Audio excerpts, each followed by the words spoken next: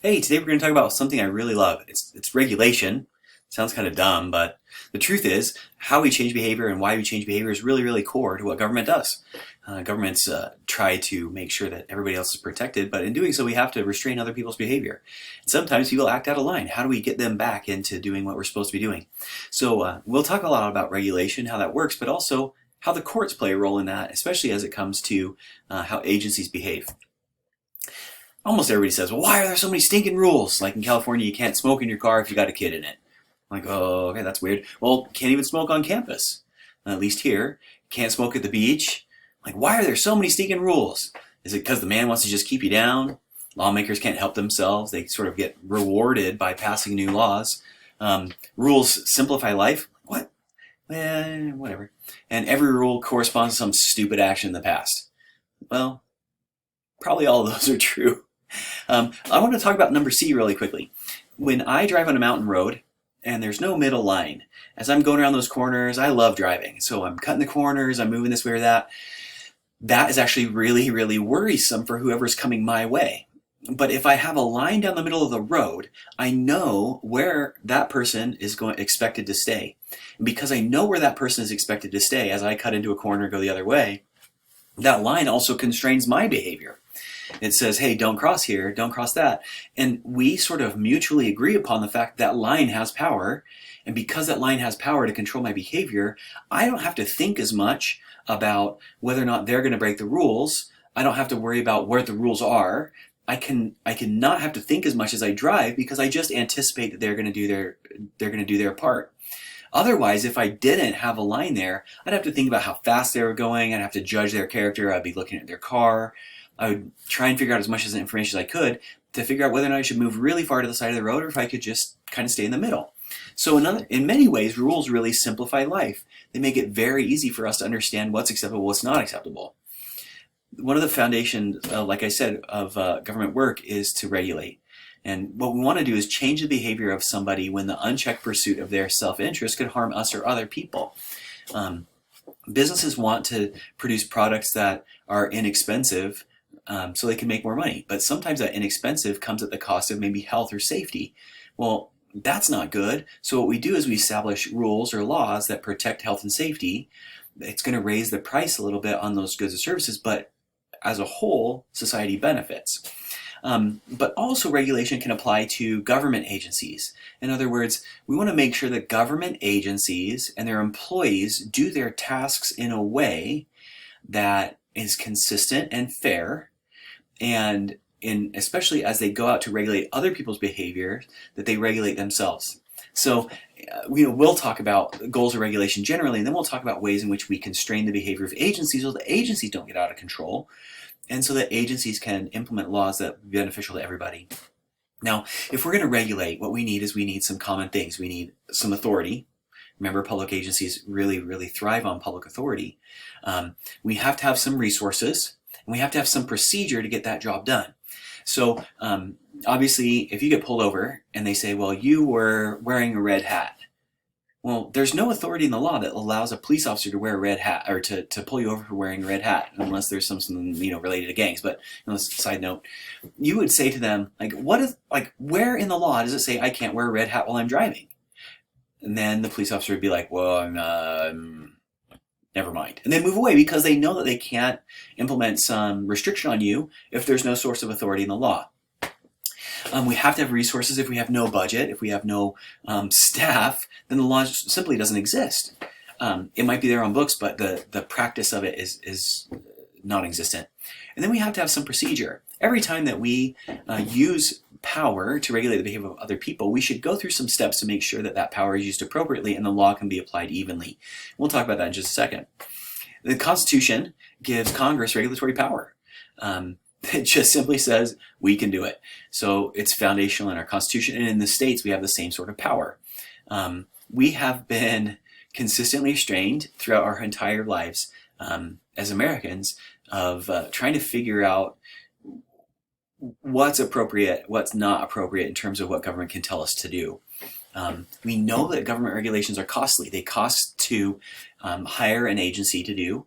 We've got an Environmental Protection Agency, the EPA has a staff, but then they also levy fines on polluters if those polluters aren't conforming to what the law says. We also have to set up monitoring equipment to catch people, to try and figure out what's going on.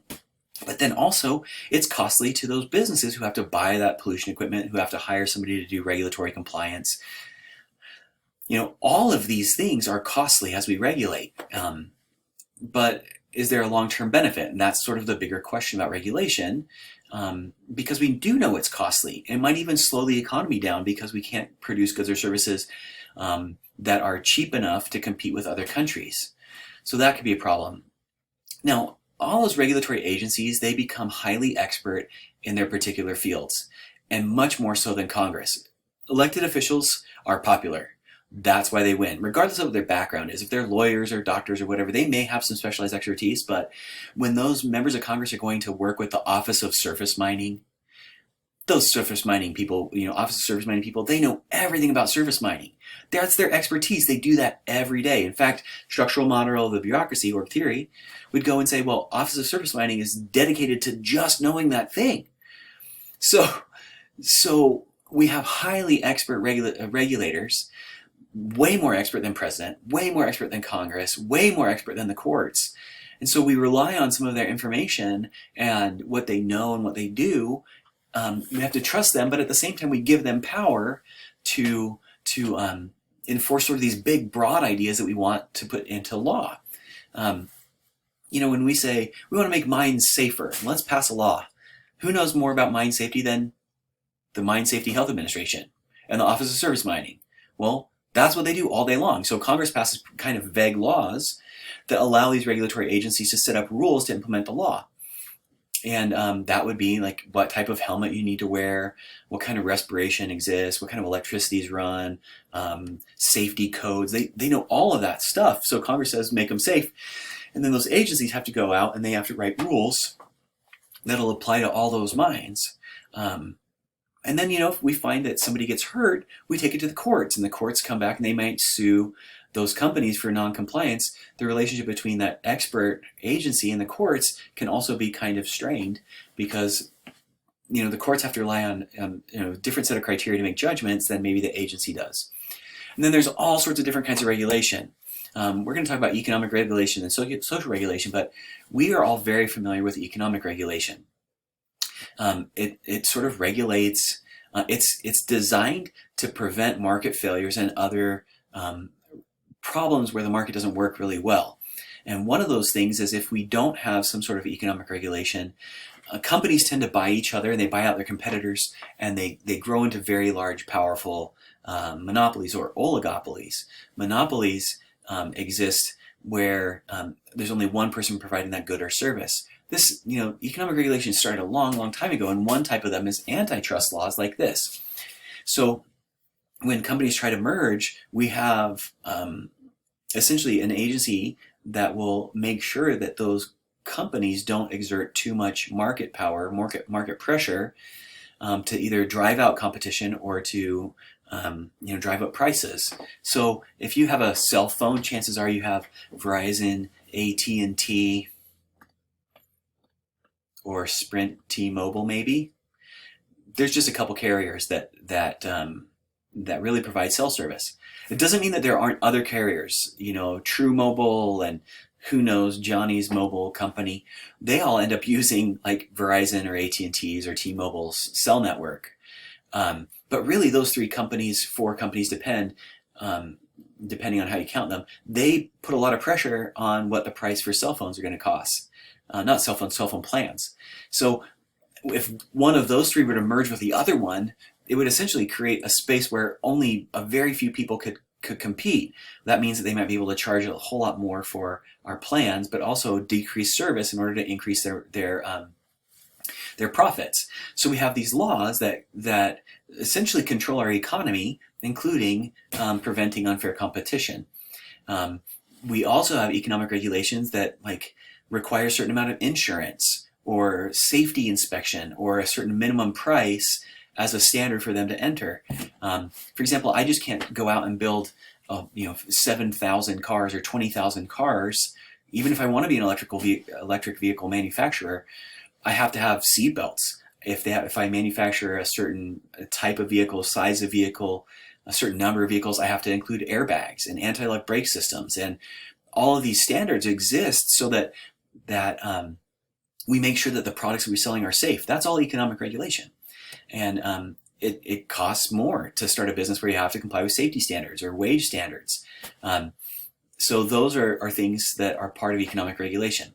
Now, one of the ways that we do that is through regulatory commissions. Regulatory commissions, they're not just regulatory agencies, which we do have, but we have regulatory commissions that set standards. And they can regulate a single industry or a handful of industries.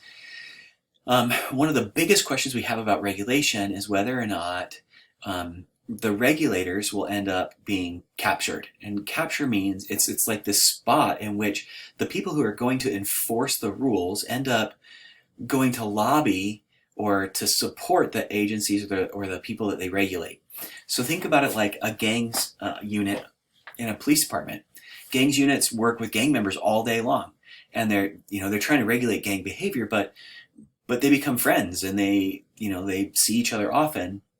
Not like friends, but they know each other. And so the gangs may give a tip to the police officer, hey, there's going to be this thing go down, give us a little space. And the police officers may be like, yeah, that might work.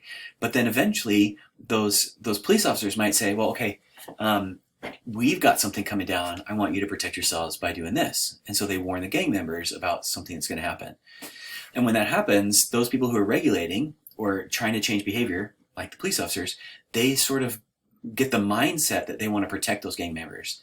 Now, that wouldn't really happen, right? Well, no, banking regulators do the same thing. If you're a banking regulator, you like banking and you know everything about banking. Well, you try to know everything about banking. And who knows more about banking than banks and bank employees? So the regulators are going out to make sure that the banks are doing a good job. They start hanging out and they attend the same conferences. And then eventually the banks start saying to the regulators, hey, guess what? We're doing this new thing. Trust us. It's going to be fine. And the banking regulators maybe don't understand it. They're like, okay, well, that's totally fine.